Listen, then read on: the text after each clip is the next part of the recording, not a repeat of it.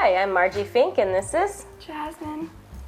And we are with Transfiguring Adoption. Today we're going to talk about tools to help a child who is either having a behavioral meltdown or needs some sensory activities, anything to kind of help a child regulate. This can be for kids from trauma, it can be for kids with special needs or sensory integration issues. So we're going to show you some different tools. We have Feelings Flashcards by Todd Parr, which help kids to identify their feelings so that they can even talk about what's going on. And we have our Calm Down box. With these different activities, we want to engage all the different senses. So let's talk about smell first. We've got some scratch and sniff stickers, and we've got essential oils. These are a great tool. They come in all different kinds of different blends to do different things. This is an anti-anxiety one, and we can just rub it on there, and she can rub it on her wrists and smell. I actually used some last night because I was having trouble sleeping, and they've got a great sleeping blend, so that helped me fall asleep last night. So those are some things you can do for smelling. Let's talk about taste. So we have some Sleepytime tea. This is something if a child is old enough, and this is of course decaf tea because caffeine can be so bad.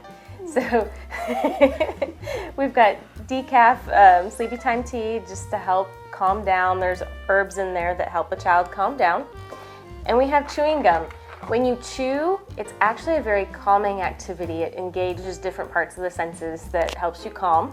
So we have chewing gum, and against what your parents always said, one piece of gum, as many as they can fit in their mouth. The more they have, the more it engages their jaw and just helps them calm. So shove as many pieces in there as they want. Let's talk about hearing. So for a child with sensory processing, the littlest sound sounds just like excruciatingly loud. So we have noise reduction headphones. These ones are great because they fold down and they can go in the box very easily. But we can put those on and drown out the world a little bit, and it can just help you calm down. All right, let's talk about sight. Here we have a bottle. These actually can work as a timeout thing or just something you can watch and calm down. It's also great for playing I Spy. It's simply a water bottle with baby oil in it and a bunch of just little shiny crafty type things and glitter. So when you shake it up, it goes all crazy and you can sit and watch it settle. So, Jasmine just found her J. Each of our kids have all the letters in beads to spell out their name. So those are in there. There's all kinds of shapes, stars, moons, flowers, little fuzzy balls, all kinds of neat things that they can search for. I was a little scared that I wasn't going to have enough glitter because there was just a little bit on the bottom. There's almost too much glitter in our bottles.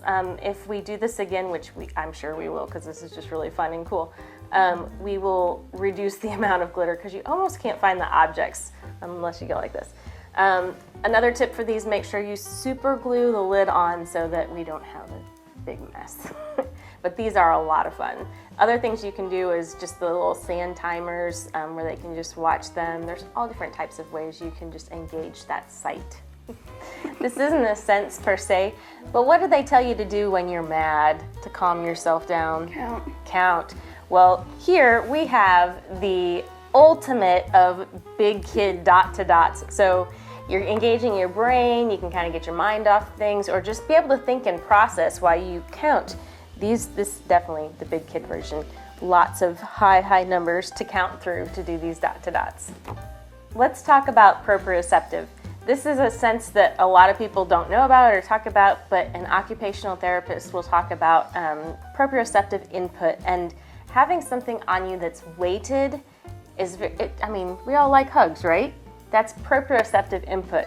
So here we have our grandma's special hugs that my mother-in-law made for our kids. They're weighted blankets.